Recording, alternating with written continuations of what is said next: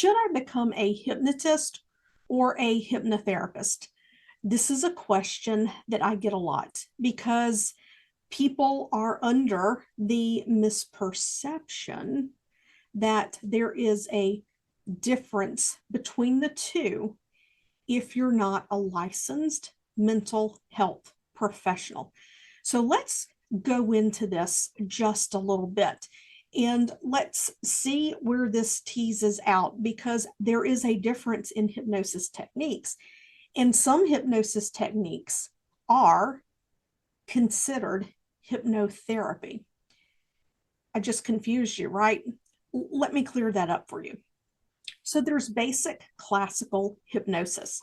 This is hypnosis where there's a formal induction and there is a reading of a script or telling of metaphors or stories or imagery to help someone see a new way of thinking, to wire in new habits, new thoughts, new beliefs, and new perceptions. Now, when working with classical hypnosis, what we're doing is we're introducing a new way of thinking. And the state of hypnosis creates the opportunity for the mind to choose a different perception, a different point of view. Now, many times when we use classical hypnosis, repetition is required. In other words, providing hypnosis audios or teaching someone self-hypnosis so that they can continue to reinforce these new neural pathways, because the new ways of thinking or the new habits that are being created may, not for everyone, may be competing with well-worn tracks of old neural pathways. Not all neural pathways have the same strength and potency.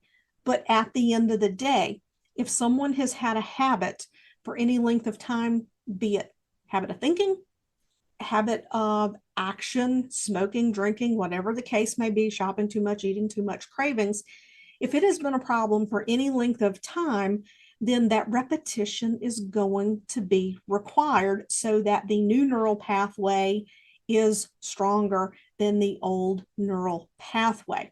Now, when we're talking about habits, behaviors, and patterns of perception that are based on beliefs, experiences, they have an emotional component to them. Then when you use a more directed approach, people call it a root cause approach. When you're using that approach to break the pathway that is carrying that habit, that perception, those are called hypnotherapy techniques. Now, when you're not a licensed mental health professional, we are not diagnosing, we are not treating, we don't see patients, we're not curing anything.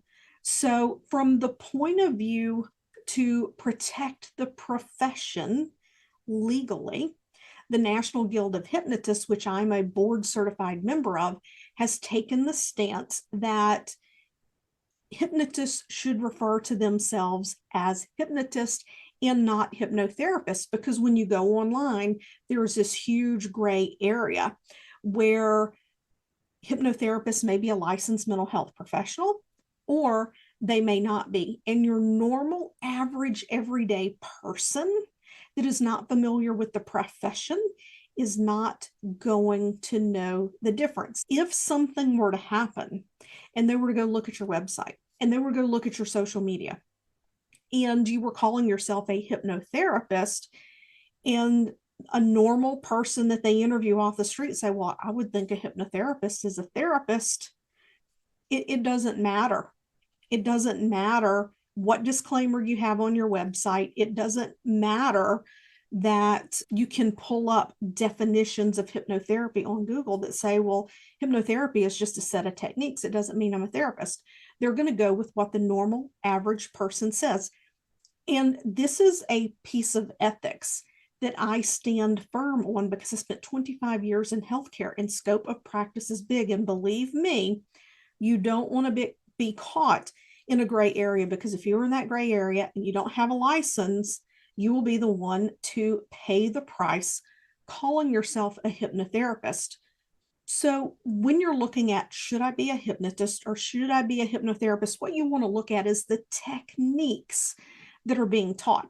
If you want to learn those advanced techniques, then you need to take a training that teaches you those advanced techniques. It's not teaching you to be a therapist. It's teaching you to use advanced techniques to help normal everyday people overcome the struggles, the challenges, the issues that they're dealing with on a day-to-day basis. And a good advanced training is also going to include some of the classical approach, because you will have clients come to you who just want to, create a new way of thinking. They want to lay down a new habit. There's not anything bad they're wanting to break. Maybe they're wanting to step into an elite performance mindset. Maybe they are wanting to learn how to program their mind to get into flow when they're doing sports, when they're speaking on stage, when they're acting, when they're singing. There are many, many, many things that hypnosis is good for, and it doesn't always require an advanced hypnotic technique. Sometimes a basic technique is enough. So when you're looking at trainings and you're trying to decide, well, do I want to take a hypnotherapy training over here, or do I want to take a professional hypnosis certification over here? Educate yourself on what is being provided in that training and choose based on the skills that you are going to learn, not the title that they are giving you, because it's just a word. That's all it is. If you're interested in becoming a professional hypnotist and learn these advanced hypnotic techniques that help you get to the root cause and fundamentally change people's lives in a way that classical hypnosis alone cannot, then I want you to go to pennychiasson.com/certify me, get the details. I have multiple trainings a year. These trainings are virtual and they are taught live. These are intimate classes. There are not going to be 100 people in these classes. I max at 20. Take that into consideration as well. Are you going to be able to get your personal questions answered? Are you going to be able to get the depth of understanding that you need? And what kind of support do you get afterwards? Because when you're learning these advanced techniques, believe me, you want someone that you can reach out to and finesse your practice, because it is when you go out and apply it to the real world that questions are going to come up. Do you get that support as a part of your training, or are you having to pay for it? We have an alumni group where you can come in at any time and ask your questions about any type of client, and I will answer. So think about the value of support after training, as well as what you are learning in the training.